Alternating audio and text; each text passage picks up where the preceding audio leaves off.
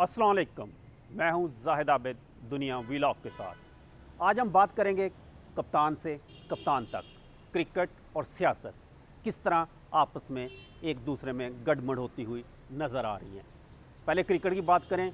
बाबर आजम एक कामयाब कप्तान, एक कामयाब batter, number 1 team, number 1 batter, फिर अचानक वर्ल्ड कप आ गया और फिर सब कुछ तहस नहस हो गया। बाबर आजम अपनी तमाम तर कारकर्दगी के बावजूद कप्तानी से हटा दिया गया, इस्तीफ़ा ले लिया गया। ज़बरदस्ती लिया गया या रज़ाकाराना इस्तीफ़ा दिया गया, ये बात अलग है, लेकिन सूरत यही थी कि उसे कप्तानी से हटा दिया गया और दबाव इतना बढ़ा कि उसके लिए कप्तानी करना मुमकिन ना रहा। उसकी जगह लिहाज से वो ऑस्ट्रेलिया है, जहाँ पर पाकिस्तानी बैटर्स को ख़ासी मुश्किलात का सामना करना पड़ता है और कोई भी बैटर या कप्तान ऑस्ट्रेलिया के टूर से किसी न किसी हद तक ज़रूर घबराता है, क्योंकि वहाँ पर एडजस्ट होने में काफ़ी वक्त लगता है और काफ़ी मुश्किल सामने आती है। अब साउथ स्टील का बड़ा इम्तिहान है कि वो इस इम्तिहान में कैसे पास होते हैं, बल्कि उसके साथ जो 2-3 नए लोग हैं उनके लिए भी बड़ा इम्तिहान है कि अगर तो वो कामयाब हो गए ऑस्ट्रेलिया में तो उनके लिए बड़े दरवाजे खुले हैं, बड़ी शोहरत की बुलंदियाँ उनकी इंतज़ार कर रही हैं। और अगर ये टफ़ टूर उनके लिए एक वाकई टफ साबित हो गया तो फिर शायद उनका कैरियर भी ख़त्म होता हुआ नज़र आए।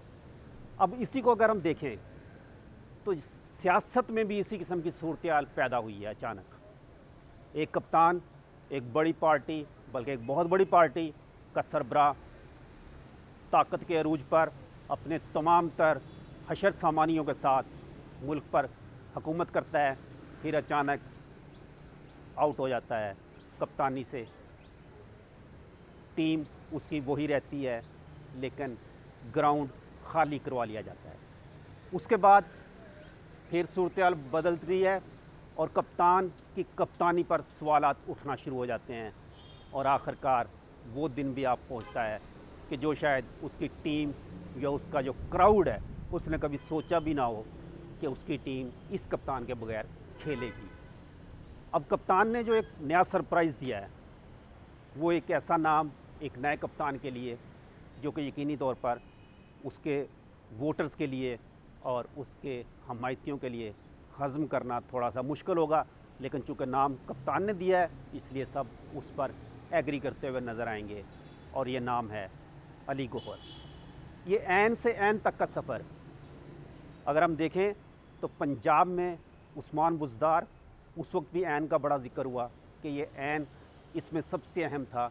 उनकी कारकर्दगी कोई अहम नहीं थी, उनका कोई बैकग्राउंड अहम नहीं था, बस नाम ऐन के कुर्रा पर निकला और फिर यही हुआ कि ऐन ने पंजाब में क्या किया सबके सामने है और वो आज ऐन कहाँ है वो भी सबके सामने है। अब अली गौहर के लिए भी बड़ा एक इम्तिहान है कि अली गौहर जो कि 2008 में पीपल्स पार्टी के टिकट पर इलेक्शन लड़ते हैं और हार जाते हैं और 2022 में पाकिस्तान तहरीक इंसाफ को बाकायदा ज्वाइन करते हैं और उसके बाद चेयरमैन के उम्मीदवार बना दिए जाते हैं। तो ये एक ऐसी सूरत हाल है जो कि वोटर और उसके हमायतियों को थोड़ा सा डाइजेस्ट करने में शायद वक्त लगे, लेकिन ये कप्तान हमेशा सरप्राइज़ इसी किस्म के देता है। अगर हम थोड़ी सी क्रिकेट की हिस्ट्री पर जाएं तो हमें याद पड़ता है कि क्रिकेट में भी इस किस्म के सरप्राइज़ सामने आते रहे कि एक बिल्कुल नया नाम, एक बिल्कुल अनजान नाम आता था क्रिकेट में और उस पर कप्तान का हाथ होता था और वो क्रिकेट खेल जाता था। उसमें 2-3 वाक़यात बड़े अहम हैं। एक इजाज़ फ़की होते थे, ऑलराउंडर कहा जाता था उन्हें।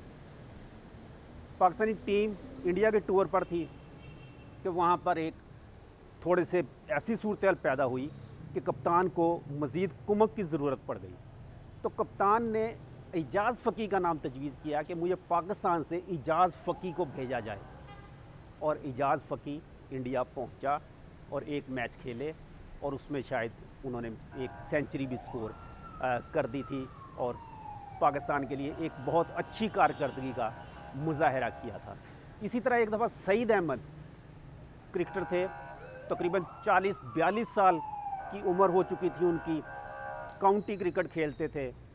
कप्तान ने उन्हें भी इंडिया के टूर पर बुला लिया और सूरत हाल ये हुई कि वो एक आध मैच खेलने के बाद ही आउट हो गए, लेकिन लोगों के लिए सरप्राइजिंग था बहुत कि ये एक 40-42 साल का क्रिकेटर अचानक टेस्ट क्रिकेट में उन्हें बुला लिया जाता है और खिलाया जाता है, और वो आज तक मामला हल नहीं हुआ कि उसकी क्या वजह थी कि इतने एक सीनियर क्रिकेटर को अचानक किस तरह बुला लिया गया।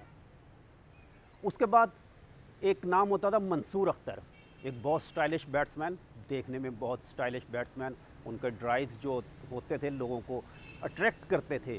कप्तान ने बहुत कोशिश की कि उन्हें कौमी सतह का या आलमी सतह का एक क्रिकेटर बना के पेश किया जाए, लेकिन वो कामयाब ना हो सके। और मंसूर अख्तर आज शायद लोगों को याद भी नहीं है कि मंसूर अख्तर कौन था।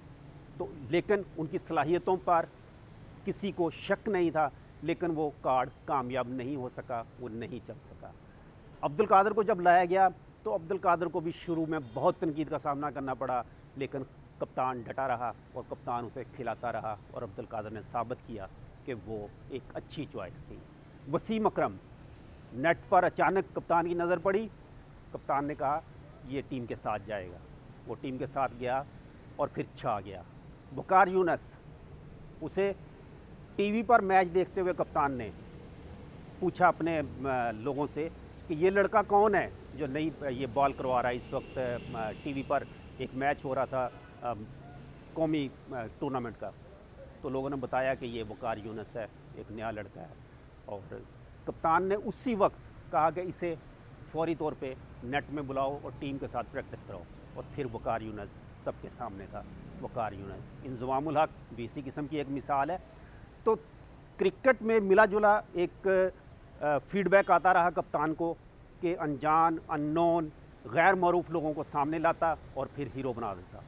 लेकिन सियासत में ये तजर्बे कुछ कामयाब नहीं हुए। उस्मान बुज़दार एक बिल्कुल गैर मरूफ सियासतदान, उनके बैकग्राउंड में कोई ऐसी चीज़ नहीं थी कि कोई भी शख्स उन्हें वज़ीर आला बनाने के लिए सोचता, लेकिन उन्हें वज़ीर आला बना दिया गया, सबसे बड़े सूबे का वज़ीर आला बना दिया गया। उस वक्त बड़ी बातें हुई कि ये जो कुर्रा निकला है ये ऐन के नाम से निकाला गया है, और एक मरतबा फिर अब देखा गया कि ऐन चेयरमैनशिप के लिए बहुत अहम था। इससे अगर हम ये देखें कि इस वक्त ज़राए के मुताबिक जो 3 नाम डिस्कस हो रहे थे मुतबादल चेयरमैन के लिए, उसमें अली मोहम्मद ख़ान, अली ज़फ़र और अली गौहर, ये 3 नाम आए हैं, और उनमें से अली गौहर के नाम ये कुर्रा निकला है। अब अली गौहर एक कोई बहुत बड़े सीजनड सियासतदान नहीं है, एक बहुत बड़ी पार्टी उनके बस में है चलाना या नहीं है, या फिर यही देखा जाएगा कि हर काम के लिए वो जेल के गेट पर पहुंचेंगे, वक्त लेंगे और कप्तान से मिलेंगे और फिर फैसले होंगे। दीगर जो नाम डिस्कस हो रहा था उसमें हामिद खान का नाम डिस्कस हो रहा था।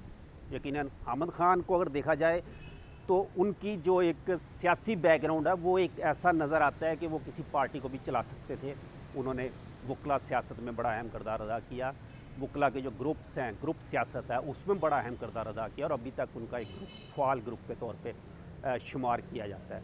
लेकिन अली गौहर का जो नाम इस वक्त सामने आया है उसमें यकीनी तौर पर लोगों के जहन में ये सवाल है कि इनका सियासी तजर्बा क्या है, इनकी सियासत में अचीवमेंट क्या है, इनका सियासी फ़ैसलों में किस हद तक अमल दखल पहले रहा है जो अब रहेगा। तो यकीनन ये बिल्कुल एक उस्मान बुज़दार वाली कैफियत इस वक्त पीटीआई पर चेयरमैन के हवाले से भी सामने आ रही है कि जिस तरह उस्मान बुज़दार को सिर्फ लगा दिया गया था और फिर उसका दफा किया गया और ये साबित करने की कोशिश की गई कि ये बहुत बड़े वज़ीर आला हैं, पंजाब इन्हें हमेशा सुनहरी हरूफ में याद रखेगा, पंजाब इनके कारनामे याद रखेगा, जो पंजाब के लोग हैं वो इनको याद रखेंगे और दीगर सूबों से बहुत बेहतर कारकर्दगी इनकी सामने आएगी। आमतौर पर यह कहा जाता है कि जिस वक्त किसी शख्स का सिलेक्शन की जाती है तो उसका एक माजी देखा जाता है कि उसके माजी में अचीवमेंट्स क्या हैं।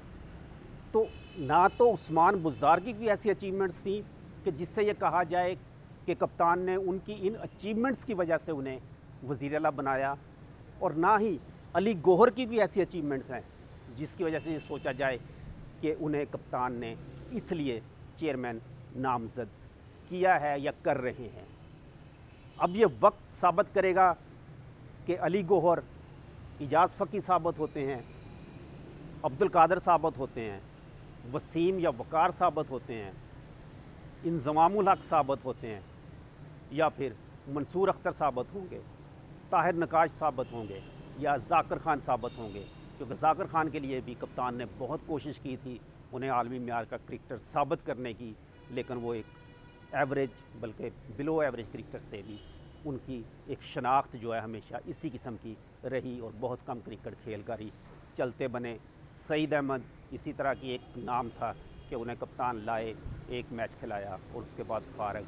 तो अब पाकिस्तान की सियासत में इस चीज़ का इंतज़ार रहेगा कि कप्तान का ये सरप्राइज़ किस हद तक सरप्राइज़ साबित होता है। आज से जब तक कप्तान दोबारा वापस आते हैं अपने ओहदे पर, उस वक्त तक इनकी कारकर्दगी क्या रहती है, या हर काम में हर मामले में जेल का दरवाज़ा खटखटाया जाएगा और कहा जाएगा कि मैं अली गौहर हूँ, कप्तान से मिलना है, और कोई फ़ाइल लेके जाएंगे और वहाँ से फ़ैसले करवा के वापस आएंगे। तो यकीनन अवाम को अब इंतज़ार है कि नया कप्तान जो है वो किस किस्म की कारकर्दगी देता है। और एक बड़ी जमात, इसमें कोई शक नहीं कि उसके एक बड़ी जमात के एक चेयरमैन बनने जा रहे हैं, उस जमात को किस तरह लेके चलते हैं कौमी सतह पर, इंटरनेशनल सतह पर, या फिर कप्तान का असर उसमें नज़र आएगा। क्योंकि हमारे ज़राए के मुताबिक असल गेम तो यही है कि कप्तान का असर इस जमात से ख़त्म करना है। अब देखना ये है कि अली गौहर इस जमात में कप्तान का असर बरकरार रखते हैं या दूसरी गेम के तहत कप्तान का असर ख़त्म करने में कामयाब होते हैं। शुक्रिया।